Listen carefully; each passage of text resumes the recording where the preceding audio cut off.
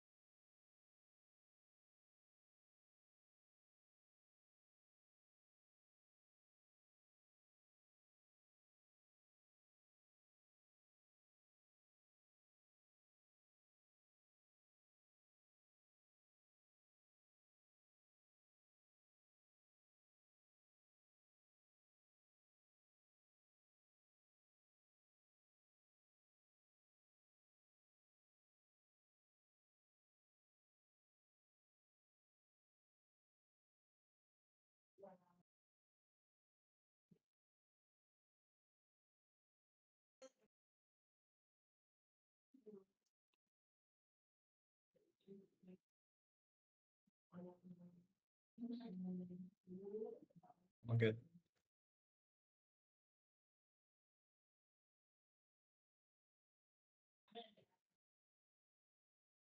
Okay.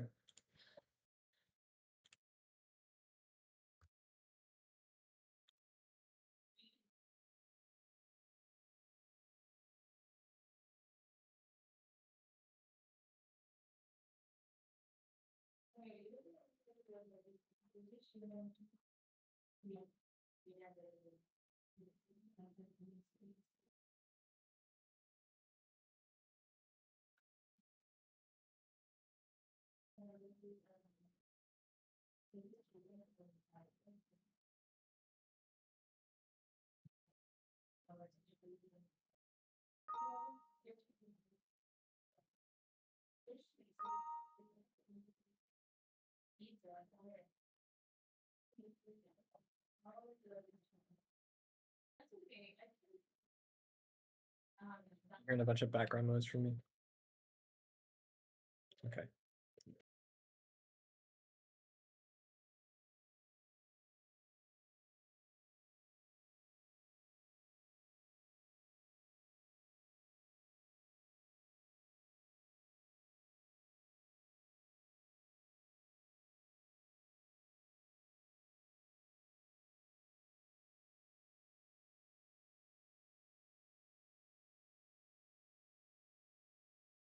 Yep.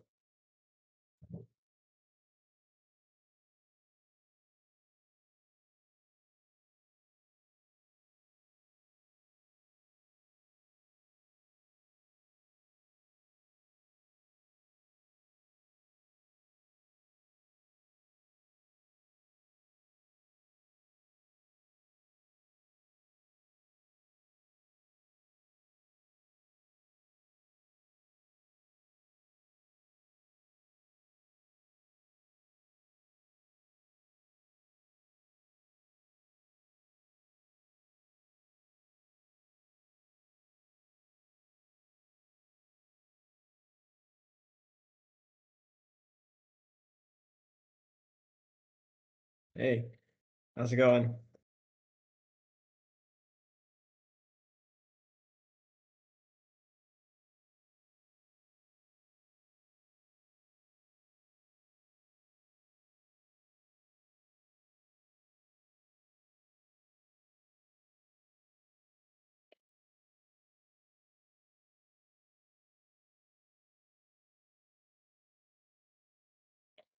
Yeah, it was a pretty tough one this time. Compressing an adventure into 700 words is pretty rough. Um, yeah, yeah, at that point.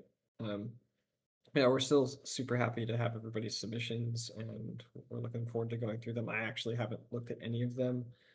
You mentioned there was a fourth one. Oh, so I think we had just 3 or 4. I couldn't find the fourth. Oh, we had 5.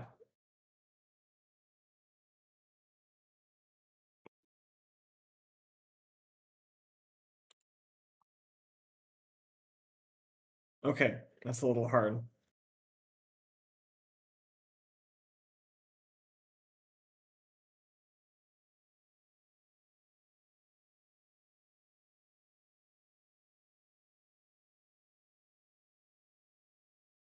Oh, hey,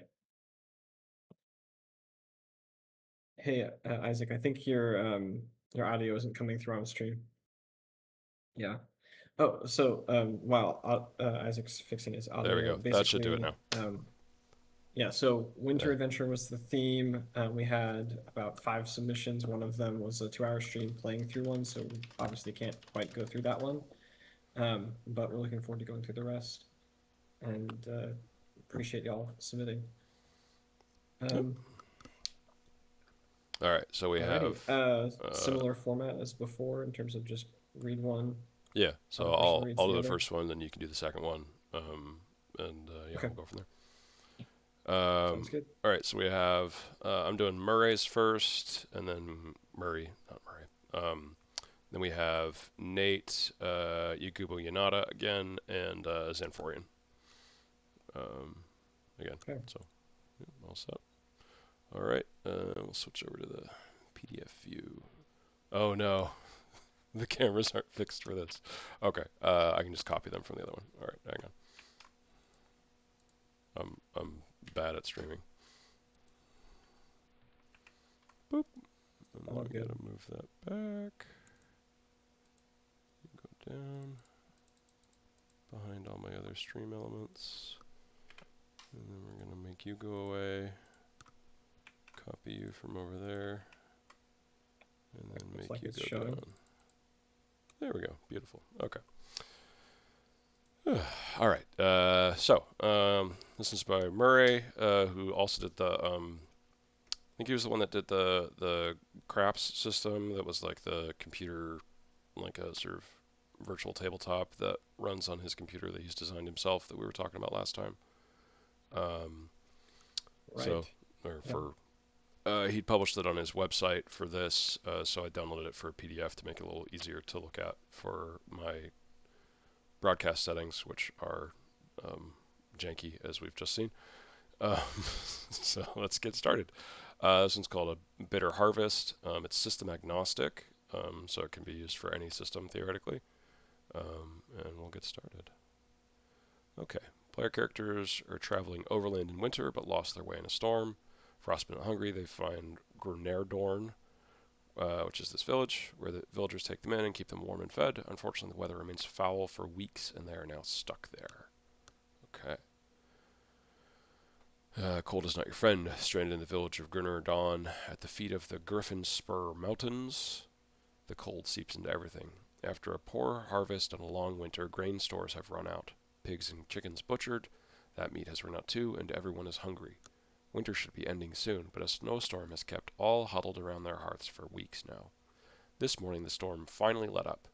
Villagers have spied deer in the valley.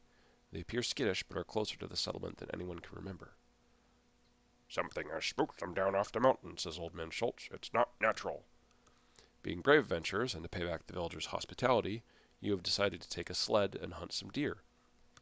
If you can bring back at least 3 deer, you should be able to stave off starvation till spring breaks. As you prepare, Schultz grabs your arm. Not all things with hooves are prey, he warns ominously. You have no idea what he means. Alright, so Grenardon is a remote village nestled in a valley on the north side of the Griffin Spur Mountains. Inhabitants number about 60, spread across a dozen homesteads. So that's what we saw on the map up here. Um, the deer have indeed been driven down into the valley. 2 white wolves and the harvester have done this to draw any able-bodied hunters out of the village, so the harvester can attack and steal their children. Oh, okay. Once the PCs head out to hunt the deer, the white wolves will herd the deer further east, away from the village. At this time, the harvester will travel west, staying near the stream, then close in on the village. Um, this is my English knowledge showing here, but east and west should not be capitalized here. Small thing. You capitalize them when you're talking about like the east in general, not the actual just direction. Um, so, are we doing that type of correction here? I don't remember. No, I think just reframe, like what we're doing is just trying to show off people's hard work. This is already a really fun, small Yeah, adventure. yeah, it's a good idea. I like this stuff. Okay, Yeah, we're not critiquing, we're not editing. That's not the purpose of this. all So right, let's continue on. all right, keep going. PCs have 8 hours of daylight left, so starting on I guess the morning because it's winter time, so there's um, uh, not much sunlight. Um, if they're not back in the village by dark, they suffer a level of exhaustion every hour and require survival checks to find the village. Okay, so that's pretty normal from what I've seen in like the rules for D&D for how this type of stuff works. Whatever exhaustion means within your system, because this is supposed to be system agnostic, and survival checks. I mean, that might be like wilderness checks or whatever for whatever system you're using. But through the snow, the PCs can move 2 miles an hour and 1 mile an hour with the sled fully loaded. The sled can carry up to 3 deer because they're trying to get 3 deer. Due to continued snow flurries, all tracks disappear after 2 hours. I thought you said the snow had lightened up earlier. Is that something I missed? I think it lightened up, but I think the kind of foul weather he's talking about is just like, Okay. blizzard level. All right. So this is You're still not, better at this point, but still yeah, but yeah, terrible. there's still heavy snow. Okay. PCs need to travel at least 3 miles east to encounter 1d3 deer. And there was a scale up here. I can't quite read it without zooming in, which will mess up, but it looks like 3 miles is about at the edge of the forest from what I'm seeing. Okay. Yeah, it looks like each hex roughly is about a mile. Okay, that makes sense. Usually hexes are done as some unit of 24 divided by something. Okay, so we're doing a small hex map. Good. Um, a moderate stealth or survival check allows them to get into bow range. Getting into throwing range needs a better check. They only get one attack before the deer run off. An injured deer can be followed for 1 mile before another attack can be made. An hour of hunting is needed to encounter 1d3 more deer. Okay, I mean, reasonable rules for that. The white wolves. The wolves will attack once the PCs have 2 deer on their sled. Their objective is to steal the carcasses. Each wolf can drag away a carcass faster than the PCs can follow. If both wolves drop below half health, they flee, but if one is killed, the other fights to the death. Okay.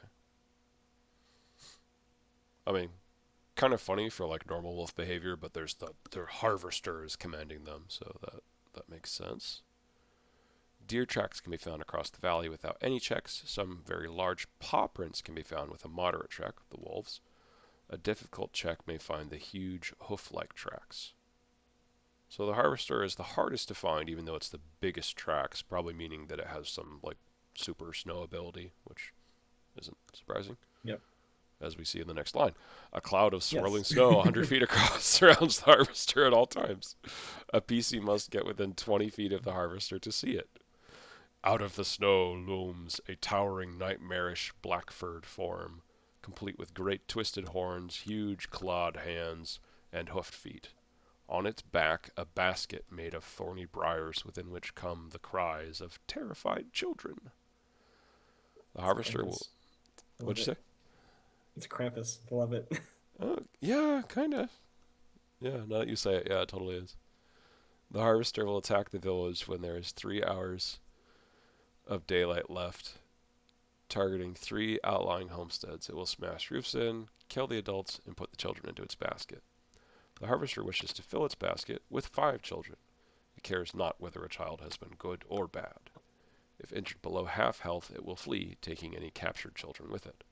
To save the children, the PCs can cut the basket's shoulder straps or the basket itself. This could be done with called shots using slashing weapons. Man, I'd be tempted to add in a rule there for like cutting the basket itself might cut a child.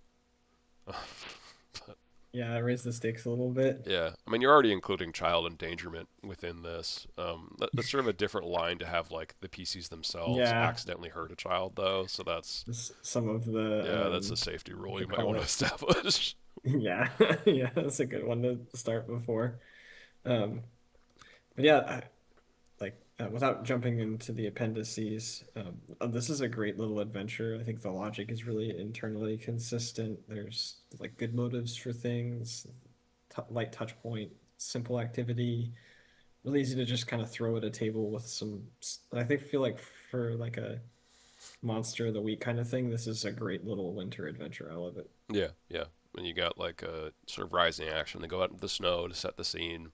They encounter some danger with the wolves, and then on their way back, they're like, "Oh, the children have been taken," and then they have to go track down the Right. harvester in the storm. Yeah. Yeah, there's Um, branching ways where they inevitably end up finding the plot hook, yeah. Or figuring they out could what's find it out in the snow before it gets to the children because you can make a tracking check to find it that easily. sorry, Um, jumping. Yeah, yeah, I jumped down into the appendices and the aftermath. There are some interesting consequences as well that just presenting more that like kind of one shot. Hey, this is what these are the kind of the consequences, yeah. So they do still have to get enough food for the village to survive. right? This is the aftermath, along with hopefully rescuing the children. Oh, and that's right. That's I the mean, website joke. hopefully not, getting killed by something or it's a Yeah, little easier. yeah. Makes it a little easier to hunt. What I was most curious about this for was the how to mechanically represent the harvester because wolves, I feel like Yeah. this is seems like a fantasy setting. You could use it for other stuff because I mean you could do this in a sci-fi setting like the PCs are on a snow planet and they get snowed in and for some reason they can't contact the spaceship or whatever and the same thing happens. You can still do Yeah. that. Um, but the harvester is a more unique monster compared to wolves, so I wanted to read about this. Yeah, I like the way that Murray approached it. It was giving like references that you could draw from Hmm. to kind of construct it on your own. Some of the things that they might be able to do. There's going to be some like loose translation, Yeah, especially if you have systems that like don't use rounds. But I think he gives or Murray gives like enough to actually get the concept yeah, through yeah. as to This is like good. how powerful this is. Yeah, so just a Um, giant that's like a difficult encounter for the PCs, so they have to feel some risk and give it a fear attack.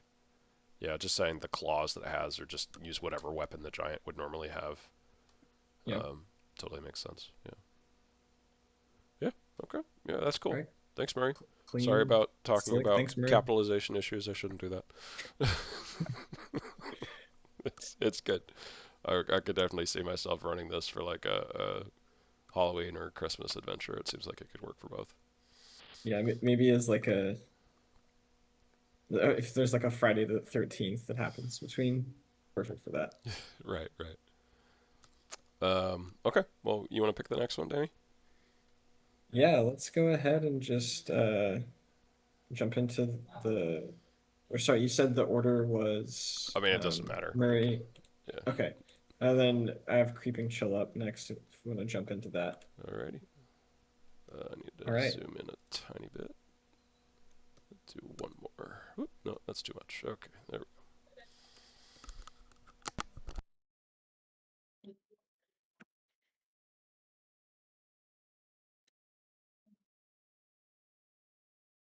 All right, we ready?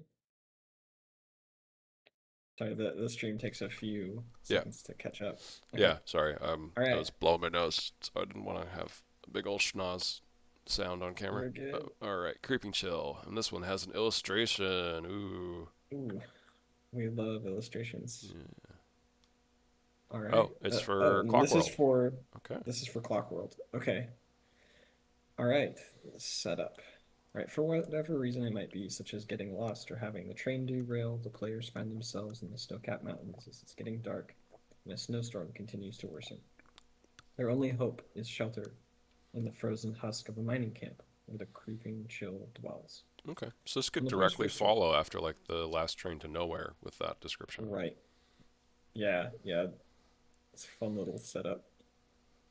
When the players first arrive, the night is coming shortly, and what started as a couple of flakes is threatening to become a blizzard.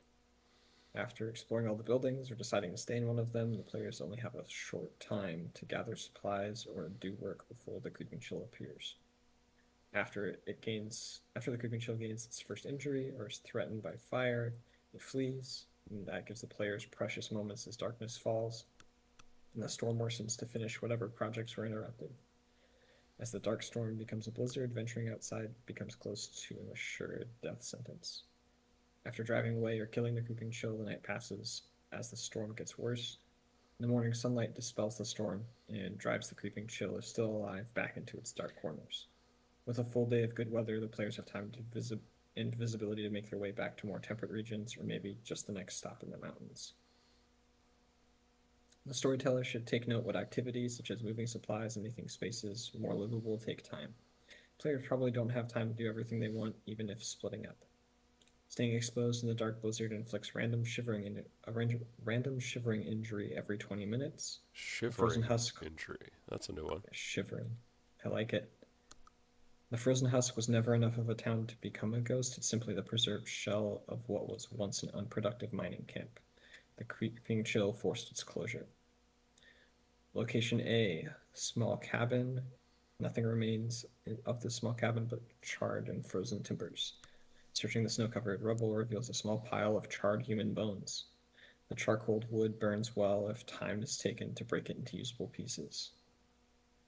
The former mine office. This building features solid log construction, barred windows, and a sturdy door with a strong iron latch. Inside there are no supplies save for the piles and drawers of flammable paper and a single bottle of whiskey in the top desk drawer. Location C. This building once served as the workers' bunkhouse. It's still intact, containing bunk beds, 3 racks high, 2 half-full oil lamps, and a fireplace now filled with snow, which can be dug out and made usable with some time and effort. Location D. The crumbling and barely standing building with a half-caved-in roof is what remains of a storage shed. It contains a couple of rusty mining implements such as shovels and picks, as well as frayed and frozen rope, 3 spare lamps, and enough oil to fuel all of them fully. Location E. The mine entrance is marked by its log frame and supports is almost fully filled with snow, but it's possible to dig out a larger opening or crawl through the existing gap. The inside is pleasantly warm due to the presence of Devil's Breath. For every hour a character spends there, they receive 1 strain or a sickening injury if exhausted. Resistance to Devil's Breath merely delays the onset of these effects by the hour. Yeah, Devil's Breath was the equivalent for radiation poisoning. Oh, okay. All right, so, it's a lead mine or cobalt or... Could be uranium. Could be. It makes the oil better. Slightly deeper inside the mine is a third full large drum of fuel oil sitting next to a now uselessly rusted electric generator. If repaired, the generator provides power and light to the mine.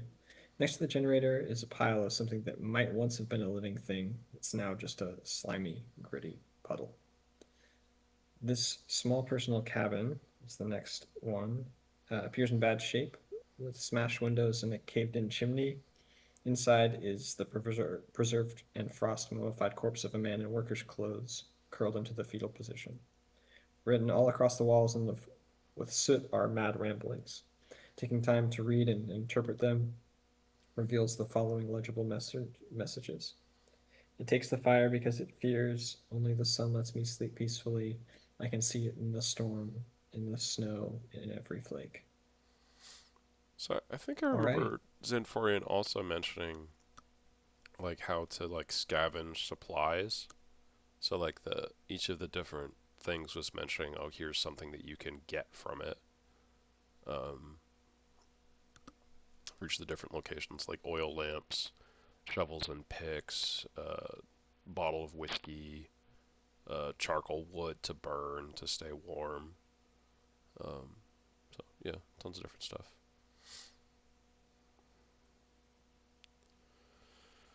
Yeah, I think it was a really smart move to include like, hey, whatever you do, they can't quite do everything that they want to do in a timely fashion, right? Yeah. So they're not going to get everything done. And includes a stat block for the creeping chill, some fun stuff in the conditions, um, and also a good bit of like I like that Zanforian gives like more lore about, hey, what is this thing and how to use the threat properly. Yeah. That advice is always great to have in a small adventure or just in any adventure for a GM. So this is a great submission.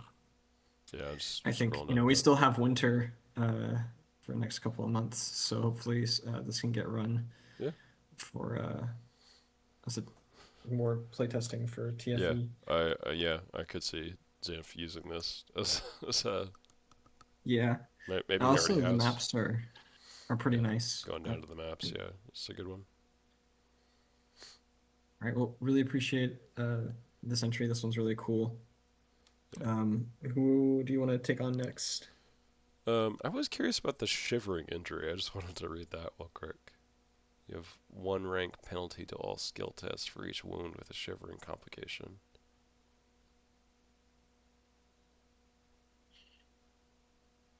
Treated or not. You need an untreated shivering injury to be affected by this condition. Okay, so like once you treat, so if you have like one shivering injury, you treat it and then it goes away. If you have two shivering injuries, if you treat one of them, you still have a penalty for two because you have to treat both of them.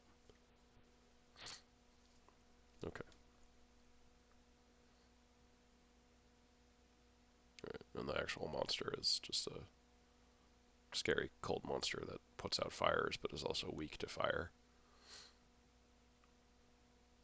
Like the I little clue yeah, I here. like that kind of mechanics where they like I feel like a lot of monster design presents things where, oh, you know, it's weak to something, you have to figure out its weakness, but I don't often see things where it has stuff to deal with its own weaknesses. So this is really fun. Yeah. Awesome entry. All right. Cool. Um, I'll do Nate's Yek next. The Liminal Medallion. Should zoom in a bit on that one. All right. I think the prologue is something we're gonna skip for this one, but something about a dragon and Bloodwing War. Oh, we have pre-gen PCs for this. Okay, cool. We have Nim, who is looks like young Proudfoot. I think that means it's a halfling. Um, oh, there's a time loop structure for this. Okay. Okay, so neither Nim nor her player know what the medallion is. Through adventure, they learn that the medallion is bound to Nim. Anytime Nim loses consciousness, she finds herself back at the Kraken. No time has passed, any gains are lost, and she has no memories except a foggy recollection of traversing a dream state, what nightmares inhabit the world, fixation on any treasure she has encountered, and sort of still kind of knowing stuff. So it seems like if this is a time loop, then the players would still know, but the character doesn't. But the character kind of knows because the players do. So you just kind of have to roleplay it like, why did I know to do that? Why did I know the secret button was right there? And okay. Other one is Ib Goggins. Um, he's got a musket, party negotiator, prone to violent outbursts, bad at oh, these are the other people. Okay. Yeah. So Yeah, I think we do need to. I think the prologue is most of the adventure. So, oh, it is? Okay. Oh, yeah, I all think so. right. So, We'll go back to it. Even Varanax, the ancient white dragon, has age. Even a war like the Bloodwing War was come to an end, and yet chaos and violence linger on, eternal winter. The Bloodwing War was a war of siblings. The dwarves of the frozen Ullrs survived through the leadership of King Asmagar Farbrow. But it is the fate of so many great leaders that his greatest failure was that of his succession. After the Bloodwing War, the disputed Queen Hinla took the Harnmore throne with violence. Her brother, Hasgar the Dead, lives on, despite the Queen's best attempts to bury him. He plots his revenge from the wilds of Oller's Teeth, which are mountains, I'm guessing, not physical teeth. Alright, we're going to start off in the Frostale Square, the Tidestone Tavern District. If the Ullers are wild, Frostale Square is the heart of chaos. At the heart of that district, the Wobbly Kraken is the wildest tavern of them all. And at the heart of that tavern, at the center table, sits a rat. "Oi, rat, sing us a song," yells the drunkest patron in the Wobbly Kraken, but the rat scurries along. Crash! The patron throws his glass at the rat, laughs a drunken laugh, then lurches around. 3 Sheets is the dwarf's name. "Who's took my drink?" He looks at his hand, now empty. 3 Sheets grabs the red-beard dwarf next to him by the collar, ready for blows. Broderick Rumbeard is shocked from his stupor. Then 3 Sheets sees the proudfoot Nim. "Oi, boy, bring us another. You don't make us wait so long next time." He fumbles in his pocket for coin. A few spill out. He's just off the boat, flush with his lay, ready to deposit all his coin with the Kraken.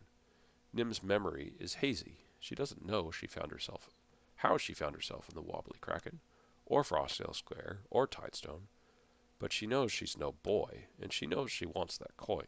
She wants it in her bones. Okay. Ibgoggins. The expedition of Proudfoot fortune seekers wade through waist-high snow as they approach the southern gate of their journey's end, Tidestone. Their excitement at reaching this promised haven is dulled against frozen limbs, and the cold dread that cost of the journey has outweighed any promised reward. What treasure could equal the valor of their friend Buckle Shortwick, party champion in the tavern arm wrestling match? He succumbed to his injuries 2 days later. What soothing balm would help the party forget the cries of their bard, Bramble Shortbread, his ballads so foul that even his friends could not endure them? These refugees of the Northholds were not Hackberg's finest. Now they approach a den of pirates, warrior clans, and dishonest coin. Perhaps in a town like Tidestone, desperation will be the most valuable skill. Okay, so Ib has a musket and acts as a ward until each companion can find gainful employment. Ramble Puddlewisk is the party negotiator, prone to violent outbursts and bad at math. Cobble Muddletoe is the navigator. Has poison ivy? I'm not sure what that means. Like, has an itch, or has it as like a weapon, just has some in their pocket. Nearly blind, knows where he's going, just not where he's at. Tulip Fumble Thumb, Lockpick and Trapper, shows off his lockpick kit, a large rusty nail, a lizard tail, and a twig. Pulls a lifeless rat out of his pouch, only for it to spring to life as he drops it and runs off to catch it. Oh, was that the rat in the opening bit? Maybe. Yeah, I think so. Okay, we have an appendix about Madame Zelkova. Okay, I guess we'll get back to that. Okay.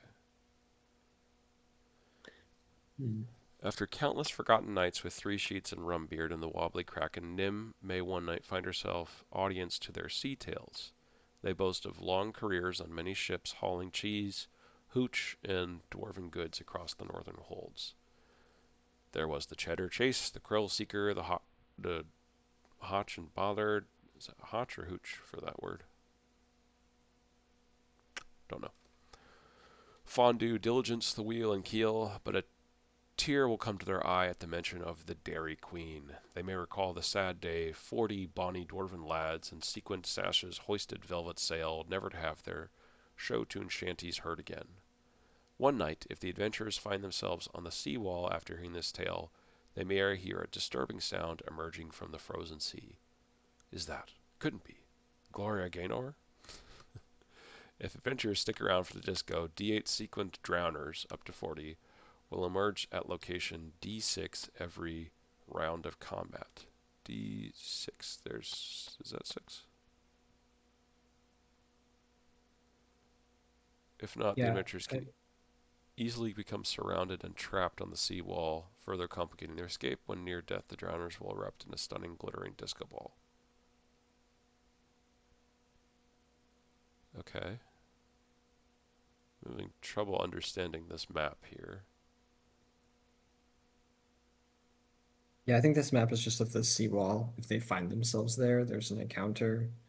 Um, of moving back up, right under Nim, the goal is to evoke themes through a dreamlike narrative, um, and to help players kind of learn a new system. So I think it's kind of going for that, like Okay. Groundhog Day, Christmas Carol. So Um, these are all the people that are just hanging out, having fun. They get attacked by sea monsters that have a musical association with Gloria Gaynor and disco balls, which, okay, fine. It's a little funny. And if Nim loses consciousness, they restart from the beginning so that they can figure out how to defeat the monsters. Um, and it seems like Nim is the only one that's supposed to have any memories, even though the other PCs would still be a part of it. Um, which I guess is fine from like a meta knowledge perspective. You just have to sort of go in knowing that's what we're doing for the adventure.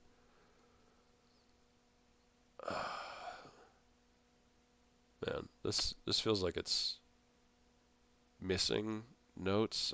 So I want to read the appendix just in case I'm missing something there.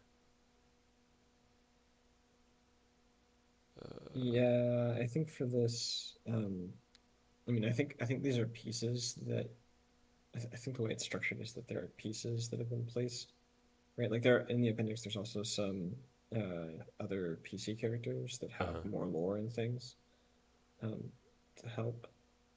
That was like Madame Zelkova. I think a lot of it is just letting players figure out what goes wrong. Maybe, maybe the question is like, um, maybe the question is like, should the encounter occur every night and they just have to like nightmare loop through it the entire time? I Yeah. think it definitely is. Um, I think to your point, I think it's an interesting adventure to help someone learn a game on, in the sense that like it's going to be very easy, I think, for a new player to blur the line between character and player knowledge, Yeah. especially here, um, and so, but it's also, I think it's structured in a way that it can actually serve a good example of it with Nim. Nim is actually supposed to know it, right? Or at least ephemerally, Yeah. right? A foggy recollection, whereas the other PCs, like their characters aren't supposed to. Um, so it's like it's somewhat important to the narrative itself, but it does require a little bit of like, hey, let's not metagame. Um, I think,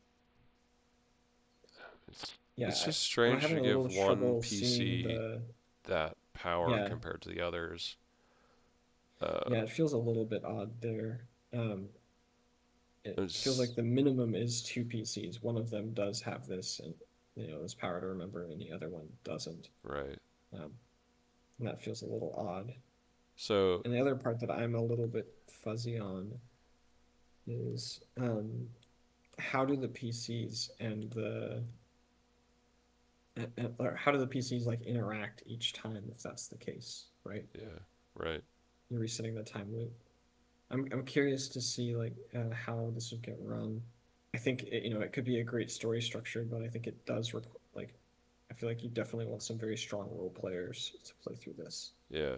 So the Could idea be is could that be hard. initially they're just trying to find jobs in the new town, right? Yeah, So there's the five main PCs that are all trying that came here together in some sort of adventuring group and want to earn some money. Um, and it's kind of left open ended for how they do that. Like there's the dwarves at the tavern that want them to be waiters, I guess, um, but they're not actually working there. It's from what I've picked up. And then at some point, the town gets attacked by monsters, um, and the time loop occurs if Nim goes unconscious. Um, but it's also left open like how to escape the time loop. Um, the other PCs not being involved in the time loop, I also feel like kind of makes this hard for like a new adventure. Like, because that one player that's involved is sort of like, okay, they can blur meta knowledge, but the other people aren't supposed to, which works if you have one new player to a system, but if a bunch of them are, then it's going to feel strange that only one of them is Yeah, interacting with the time loop, and it's also going to, yeah, there's art. unless your system's based Or around time loops, I feel like having a time loop system, a time loop adventure as like your example isn't the right idea. I feel like this works more for more experienced players within a system. yeah, I think it's potentially a little problematic, like you said, for that one player to be like one player to have well, I whether it's that privilege in fiction or lack of privilege. Like to me, I think one of the ways you could run this that could be really unsuccessful is like as a duet, right? Where like someone GMs for one player. Like I think in that case it makes a lot of sense. Um, like and then you can just kind of let them go interact with the world. They dig up all of the things these other people want to do. You know, Yeah, the yeah. person is playing as Nim, right? I do think it has like that potential. I think it's also really interesting, and as a GM, also there's a bunch of fun things you can do with this. Like, and they call it out, like dreamlike narratives, time loops, all that not all that nonsense. Yeah. And I think it's maybe one of the strengths of this is like the liminal medallion as the title is like the player doesn't even know that the medallion is what's causing this, but they have to like discard the medallion.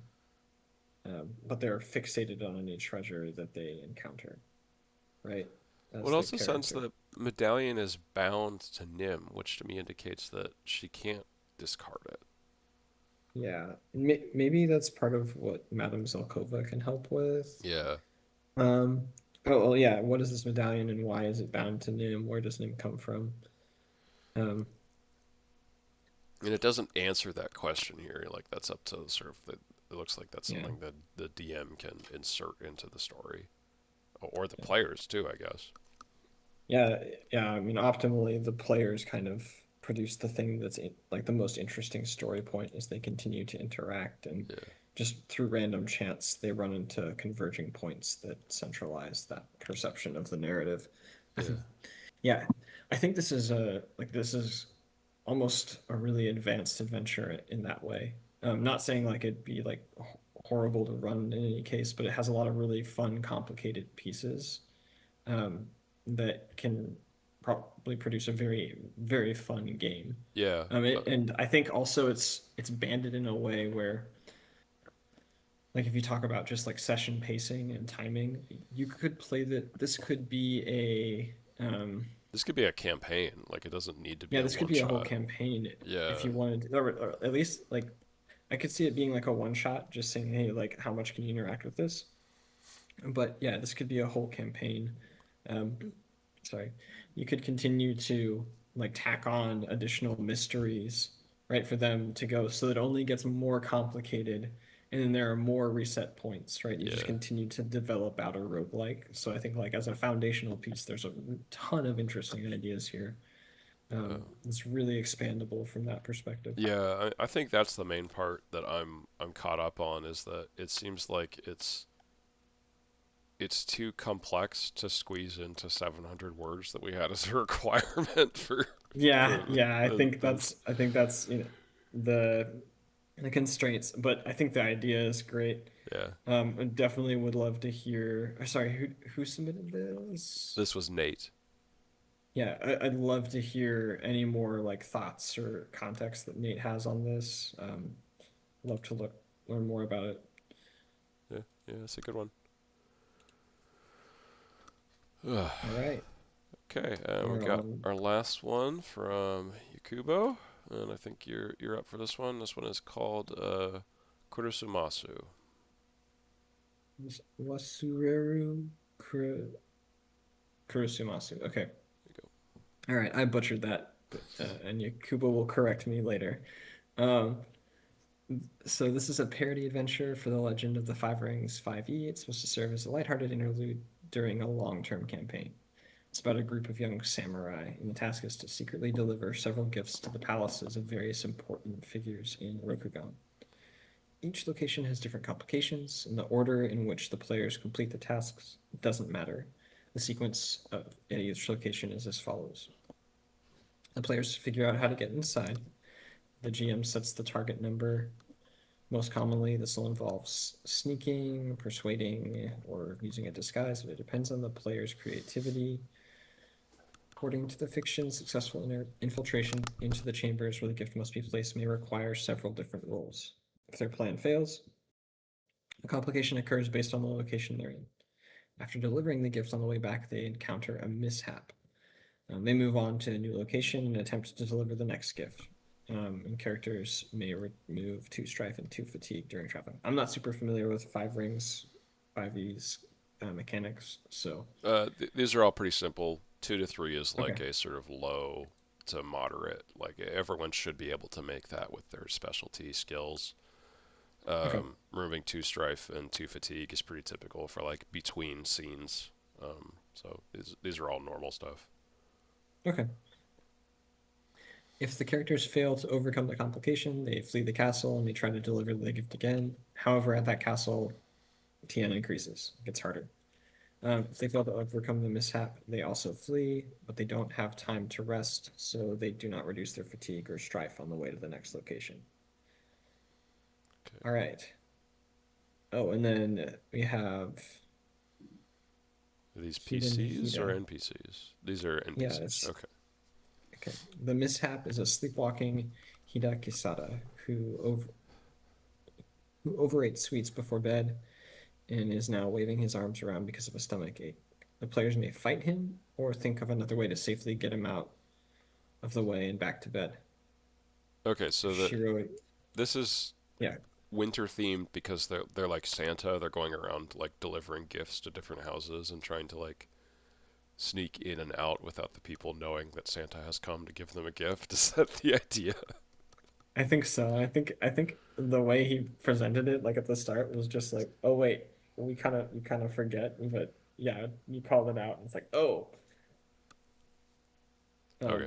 um, Yakubo said in the I'm, chat like the headings here are the names of the castles they're going to, and then the oh, okay, mishap is what happens after delivering. got it. All right. So Shiro Yogasha, the mishap is Kitsugi Kagi, assistant to the Ruby champion Agasha Sumiko. Kagi is sad because his obsession with Kolat led him to falsely accuse one of the magistrates. Agasha Sumiko is angry with him. If the characters help him compose an apologetic haiku, he will let them go. Kyodin Otomo, the mishap is the enchanted wall of Otostanuchi. The combo guard on the wall appear around the player and ominously ask everyone the same riddle. If they don't answer, they will be sentenced to death for entering the Forbidden City without an invitation. The riddle goes as follows. The world is made of 4 elements, fire, water, earth, and air. And they're connected by the 5th element, void. Which of these elements is the most entertaining and why?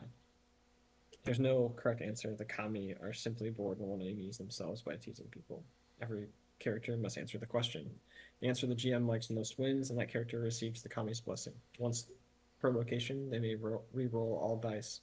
If they're rolling a ring, they mentioned in their answer. Okay.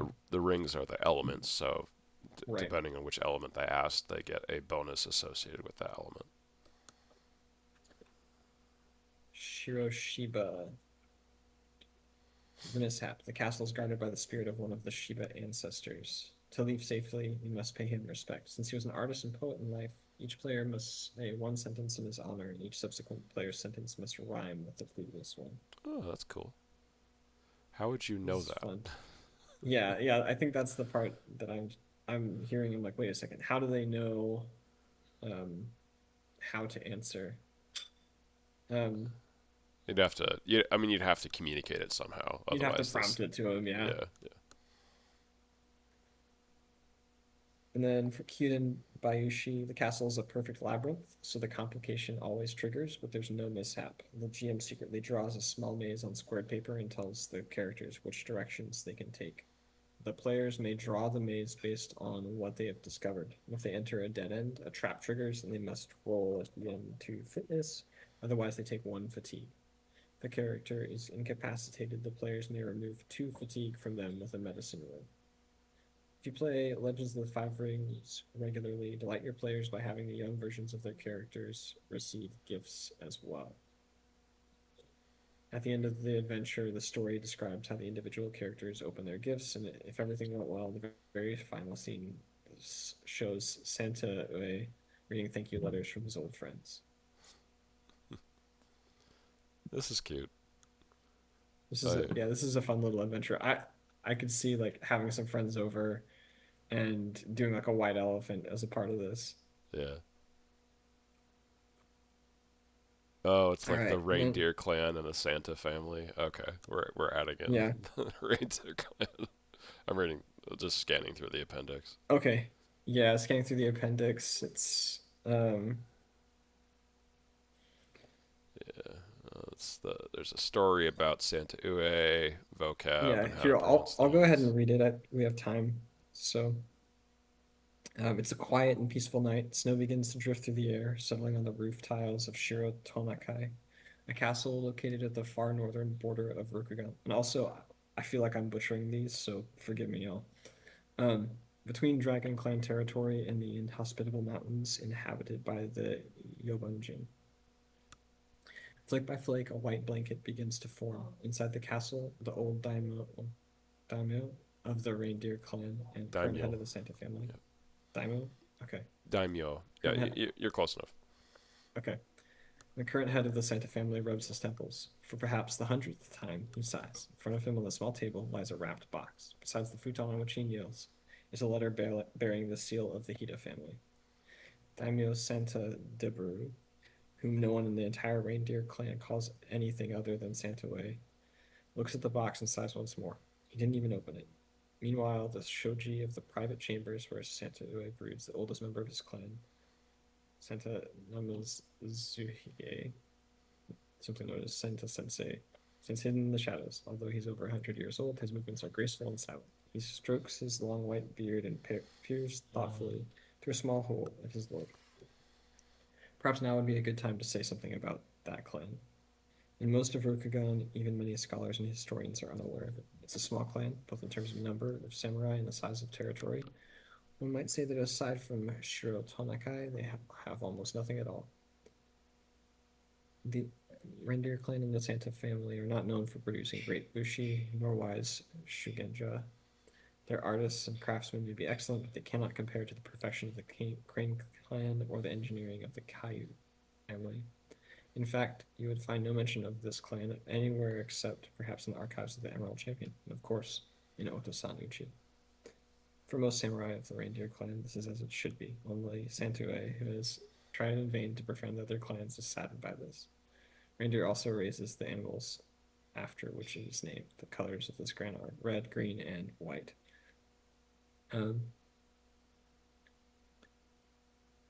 All right, this is a bit longer than I I mean, thought it would the be. whole story is like 4 pages. I don't know if you want to read through the whole thing. Yeah, I'm gonna. I'll pass on reading the full story out loud. My mouth is already getting a little tired, Yeah. but having this is fun, and I think also just presenting that one for content helps kind of contextualize everyone, both in the world and in the kind of aesthetics and things that are going on. Obviously, this is Santa and the reindeer and delivering gifts. Yeah. And there's Um, some pre-gen characters to run as well at the end. okay. So, I mean, nothing Oh, special about them, but uh, Yakubo, you provide a vocabulary section, and I very much appreciate you for it. This is great. it, This is it super probably isn't useful. as necessary for like people that play Legend of the Five Rings, to be honest. But Probably not, but I don't play a lot. Like I know some of these words and what they mean, yeah, but there's some where I'm like I don't know what that is, or Yeah. contextually.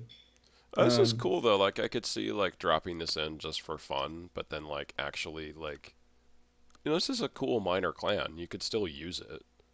Um, I don't know how using minor clans works in Legend of the Five Rings for making characters. Is one of the things that I'm not as experienced on because the main book doesn't really have rules for going outside of the major clans. Um, but I mean, you've done something here. You've got pre-gens, so I guess it works. yeah, he's got pregens, and then he also has a page. I think it's page 9 about the details and complications to places. Oh Right? yeah, You know, here's the NPCs and the gifts and any other NPCs of the location. yeah, yeah, Or replace them with NPCs that are important to your own campaign, right? So for Kyuden Hida for this castle, it's a gift for Hida Kisada. Um, this location is fortified by many warriors. yeah. Nice Yeah, Tetsubo. Yeah, I know they had some. I'm seeing Yakubo say that they had some major clans, minor clans in the book. Um, I I guess I just don't know how it works for character creation because I know like the clan gives you like specific bonuses and there's restrictions on like what schools you can get based off of clan. But yeah, yeah, Tetsubo is big club. yeah. Thank you. I'm gonna have to go Thought it read up was. on the rules of Legend of the Five Ring. Is what is what I've gathered here. I Yeah, think this is a fun little adventure. I definitely could see this going beyond just like a one shot. It could be like a three or like, you know, or oh, you have your normal campaign and you need a break from it, but you want to keep playing characters and have fun. You know, this is your like slice of life episode. Yeah. yeah, Where yeah. I mean, you don't have to use like the pre-gen characters. It could be just some sort of like weird thing that happens to everyone else that they have to do. And I sure. guess it depends on where you are in the campaign for if that would make sense. But Yep. yeah, yeah, it's neat. These are very like fitting like little complications here. The gifts also are like thematic. I like that. Um, I think the main problem with one shots for Legend of the Five Rings, from what I've read of it, is it's harder to use the strife rules if you're only doing a one shot. Usually, you kind of need more time to like build up strife so that the characters can have a breaking point. I forget what the name for that is in the rules. Um, Unmasking. Doesn't matter. Um, because they're just not probably not going to take enough strife within a single session to get to that point. Um, Okay. Although it would be absolutely hilarious for a character to get frustrated, like when you get enough strife, the way you like release it in Legend of the Five Rings is your character like has some sort of outburst and gets really angry and shouts at someone or something like that, and then the strife Hmm. goes back into zero, but they've embarrassed themselves. So doing that within a sort of Santa's elf adventure where like the elf gets frustrated because like there's dogs and they can't deliver the present or something. They're just like, I hate dogs so much, and they just throw the present on the ground and it breaks or something like that. Yeah, there's tons of different ways to handle it. That's just an example, but yeah, that's fun.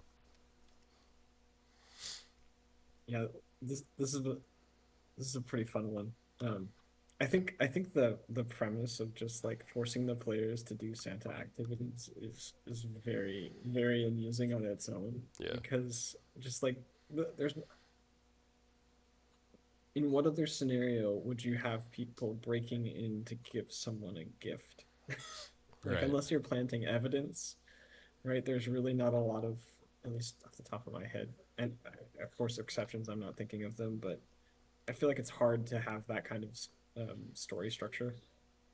So yeah, so that's all of our entries. And if you want to watch another one, Glenn has a video up on the Tabletop Community channel, the Spotlight channel, where he plays through another or a winter adventure winter themed adventure. Yeah, did he post that Um, in the main channel or the October I think he submissions one? posted it in the main channel. It's a little bit farther up there though. Yeah, there it is. Yeah, Yeah, live yeah, one yeah, there shot it is. November 12th. Yeah, Um, Hallmark Holiday Adventure. So kind of like Hallmark movies was the idea with it, I think, for the joke name there. But yeah, it's 2 hours long for the actual play of it. And yeah, sadly I didn't notice until today, or I could have asked Glenn to submit the written version of it. But yeah, yeah, well, so that's all we've got, everyone. We appreciate y'all hopping on for the stream. We have decided on what our next theme is going to be, and I'm going to go ahead and announce it here. yep, Just that we want to kind of go back um, and kind of get people back into their own systems and showing off their own systems for this next one. We want everyone to kind of demonstrate how their character um, how their system presents kind of the archetype of the necromancer and supports that fantasy. So we're really looking forward to people's submissions. I haven't finished the documentation for like details on all of that, so you'll see that kind of get submitted probably or put into the Tabletop Community Spotlight channel on the 6th. I'll send out a ping or ask Isaac or Peter to. But yeah, we're really happy to have all of these submissions. Thanks y'all for all the work that you've done on this and for hopping in. Looking forward to the next round of stuff. yeah, And yeah, with that, happy holidays and happy new year to everyone and their families out there. yeah. Thanks everybody. We enjoyed looking through these, and yeah, they're cool ideas. Even if we're not gonna like directly run them, they get stuff jogging for doing our own things that are similar. Yeah. So yeah, I love it. Thank you. All right. Bye, All right, everybody. bye everybody.